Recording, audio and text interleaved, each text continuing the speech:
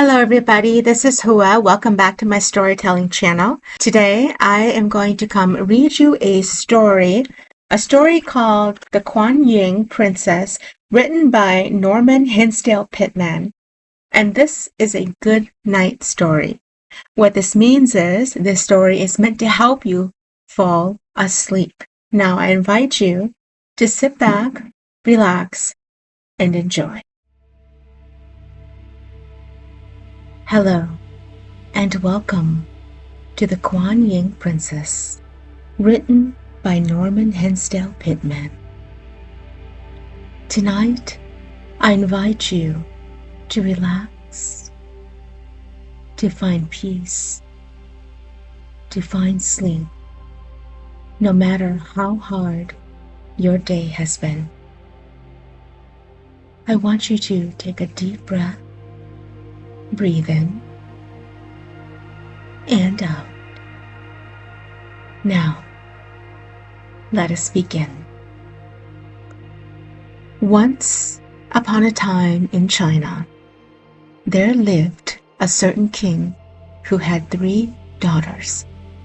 The fairest and best of these was Kwan Yin, the youngest. The old king was justly proud of this daughter.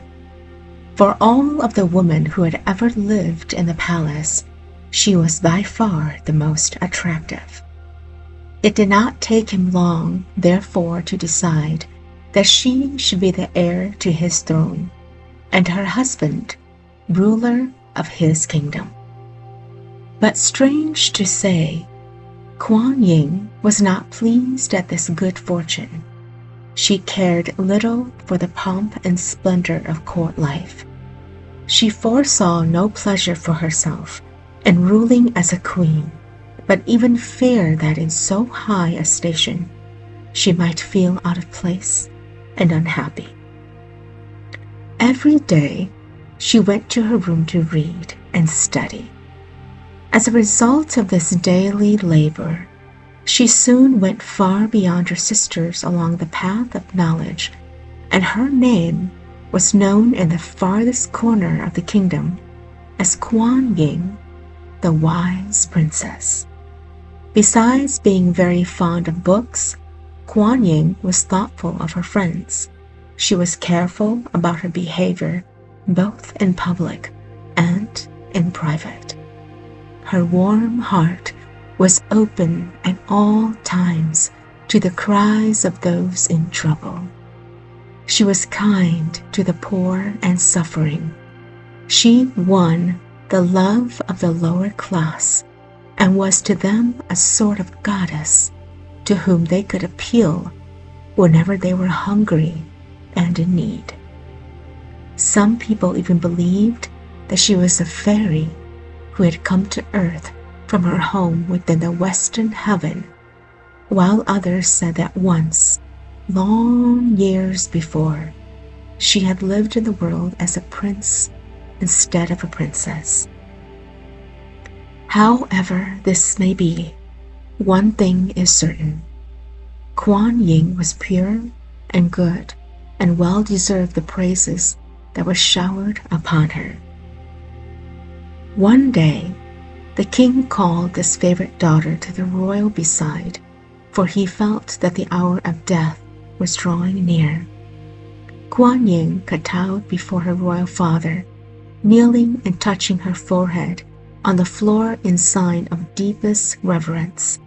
The old man bade her rise and for her to come closer. Taking her hand tenderly in his, he said, "Daughter, you know how well I love you. Your modesty and virtue, your talent, and your love of knowledge have made you first in my heart. As you know already, I chose you as heir to my kingdom long ago. I promised that your husband should be made ruler in my stead. The time is almost ripe for me to ascend upon the dragon and become a guest on high. It is necessary that you be given at once in marriage. But, most exalted father, faltered the princess, I am not ready to be married. Not ready, child? Why, are you not 18? Are not the daughters of our nation often wedded long before they reach that age? Because of your desire for learning, I've spared you thus far from any thought of a husband. But now, we must wait no longer. Royal father, hear your child, and do not compel her to give up her dearest pleasures. Let her go into a quiet convent, where she may lead a life of study. The king sighed deeply at hearing these words. He loved his daughter, and did not wish to wound her. Kwan Yin, he continued, do you wish to pass by the green spring of youth, to give up this mighty kingdom? Do you wish to enter the doors of a convent where women say farewell to life and all its pleasures? No, your father will not permit this. It grieves me sorely to disappoint you, but 1 month from this very day you shall be married. I have chosen for your royal partner a man of many noble parts. You know him by name already, although you have not seen him. Remember that of the 100 virtues filial conduct is the chief, and that you owe more to me than to all else on earth. Kwan Yin turned pale. Trembling, she would have sunk to the floor, but her mother and sister supported her, and by their tender care brought her back to consciousness. Every day of the month that followed, Kwan Yin's relatives begged her to give up what they called her foolish notion. Her sisters had long since given up hope of becoming queen. They were amazed at her stupidity. The very thought of anyone's choosing a convent instead of a throne was to them a sure sign of madness. Over and over again, they asked her reason for making so strange a choice. To every question, she shook her head, replying, "A voice from the heavens speaks to me, and I must obey it." On the eve of the wedding day, Kwan Yin slipped out of the palace, and after a weary journey, arrived at a convent called the Cloister of the White Sparrow. She was dressed as a poor maiden. She said she wished to become a nun. The abbess, not knowing who she was, did not receive her kindly. Indeed, she told Kwan Yin that they could not receive her into the sisterhood, that the building was full. Finally, after Kwan Yin had shed many tears, the abbess let her enter, but only as a sort of servant who might be cast out for the slightest fault. Now that Kwan Yin found herself in the life which she had long dreamt of leading, she tried to be satisfied, but the nuns seemed to wish to make her stay among them miserable. They gave her the hardest tasks to do, and it was seldom that she had a minute to rest. All day long, she was busy, carrying water from a well at the foot of the convent hill, or gathering wood from a neighboring forest. At night, when her back was almost breaking, she was given many extra tasks, enough to have crushed the spirit of any other woman than this brave daughter of a king.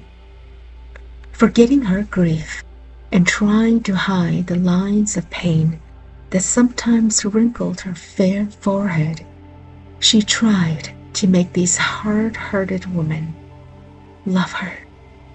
In return for their rough words, she spoke to them kindly and never did she give way to anger. One day, while poor Kwan Yin was picking up brushwood in the forest, she heard a tiger making its way through the bushes. Having no means of defending herself, she breathed a silent prayer to the gods for help and calmly awaited the coming of the great beast.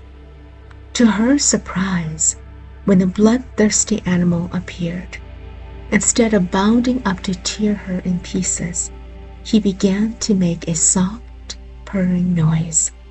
He did not try to hurt Kwan Yin, but rubbed against her in a friendly manner and let her pat him on the head. The next day, the princess went back to the same spot. There, she found no fewer than a dozen savage beasts working under the command of the friendly tiger, gathering wood for her. In a short time enough, brush and firewood had been piled up to last the convent for 6 months. Thus, even the wild animals of the forest were better able to judge of her goodness than the woman of the sisterhood. At another time, when Kwan Yin was toiling up the hill for the 20th time, carrying 2 great pails of water on a pole, an enormous dragon faced her in the road. Now, in China, the dragon is sacred, and Kwan Yin was not at all frightened, for she knew she had done no wrong. The animal looked at her for a moment, switched its horrid tail, and shot out fire from its nostrils. Then, dashing the burden from the startled maiden's shoulder, it vanished. Full of fear, Kwan Yin hurried up the hill to the nunnery. As she drew near the inner court, she was amazed to see, in the center of the open space, a new building of solid stone. It had sprung up by magic since her last journey down the hill. On going forward, she saw that there were 4 arched doorways to the fairy house. Above the door facing west was a tablet with these words written on it: "In honor of Kwan Yin, the faithful princess." Inside was a well of the purest water, while for drawing this water there were a strange machine, the like of which neither Kwan Yin nor the nuns had ever seen. The sisters knew that this magic well was a monument to Kwan Yin's goodness. For a few days, they treated her much better. "Since the gods have dug a well at our very gate," they said, "this girl will no longer need to bear water from the foot of the hill. For what strange reason, however, did the gods write this beggar's name on the stone?" Kwan Yin heard their unkind remarks in silence. She could have explained the meaning of the dragon's gift, but she chose to let her companions remain in ignorance. At last, the selfish nuns began to grow careless again and treated her even worse than before. They could not bear to see the poor girl enjoy a moment's idleness. "This is a place for work," they told her. "All of us have labored hard to win our present station. You must do likewise." So they robbed her of every chance for study and prayer, and gave her no credit for the magic well. One night, the sisters were awakened from their sleep by strange noises, and soon they heard the outside walls of the compound a blaring sound like a trumpet. A great army had been sent by Kwan Yin's father to attack the convent, for his spies had at last been able to trace the runaway princess to this holy retreat. "Who has brought this woe upon us?" exclaimed all the women, looking at each other in great fear. "Who has done this great evil? There is one among us who has sinned most terribly, and now the gods are about to destroy us." They gazed at one another, but no one thought of Kwan Yin, for they did not believe her of enough importance to attract the anger of heaven, even though she might have done the most shocking of deeds. Then, too, she had been so meek and lowly while in their holy order that they did not once dream of charging her with any crime. The threatening sounds outside grew louder and louder. All at once a fearful cry arose among the women. "They are about to burn our sacred dwelling." Smoke was rising just beyond the enclosure, where the soldiers were kindling a great fire, the heat of which would soon be great enough to make the convent walls crumble into dust. Suddenly, a voice was heard above the tumult of the weeping sisters. "Alas! I am the cause of all this trouble." The nuns, turning in amazement, saw that it was Kwan Yin who was speaking. "You!" they exclaimed, astounded. "Yes, I, for I am indeed the daughter of a king. My father did not wish me to take the vows of this holy order. I fled from the palace. He has sent his army here to burn these buildings and to drag me back a prisoner."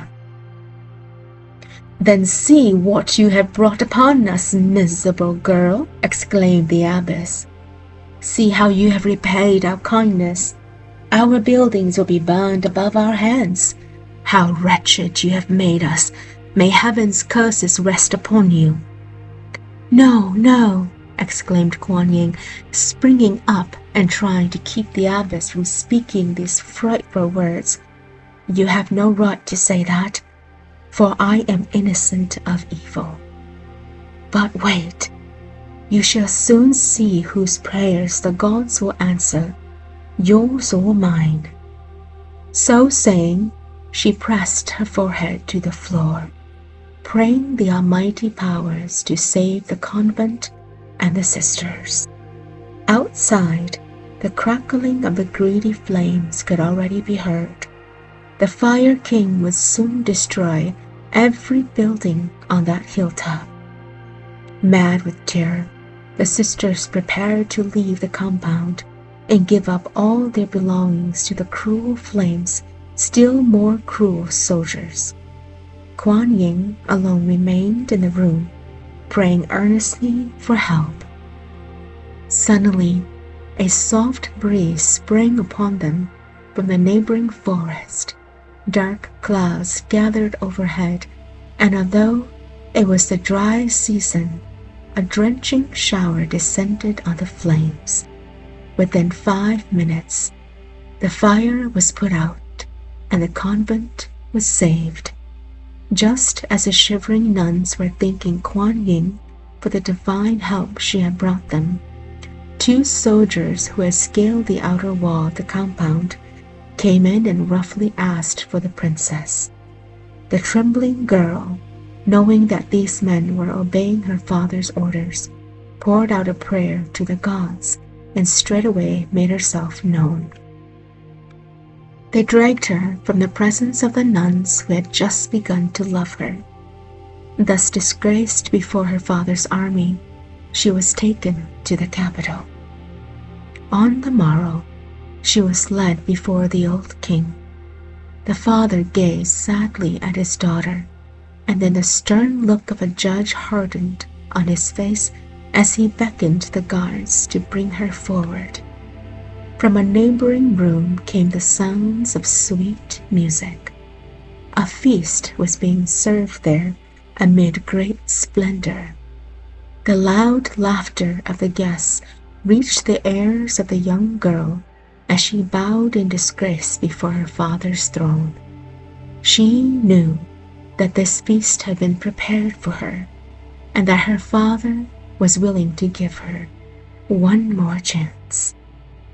"Girl," said the king, at last regaining his voice, In leaving the royal palace on the eve of your wedding day, not only did you insult your father, but your king. For this act, you deserve to die. However, because of the excellent record you have made for yourself before you ran away, I have decided to give you one more chance to redeem yourself. Refuse me, and the penalty is death. Obey me, and all may yet be well. The kingdom that you spurned is still yours for the asking. All that I require is your marriage to the man whom I have chosen. And when, most august king, would you have me decide? Asked Kwan Yin earnestly. This very day, this very hour, this very moment, he answered sternly. What? Would you hesitate between love upon a throne and death? Speak, my daughter. Tell me that you love me and will do my bidding. It was now all that Kwan Yin could do to keep from throwing herself at her father's feet and yielding to his wishes, not because he offered her a kingdom, but because she loved him and would gladly have made him happy. But her strong will kept her from relenting. No power on earth could have stayed her from doing what she thought her duty. Beloved father, she answered sadly, and her voice was full of tenderness. It is not a question of my love for you. Of that there is no question. For all my life I have shown it in every action.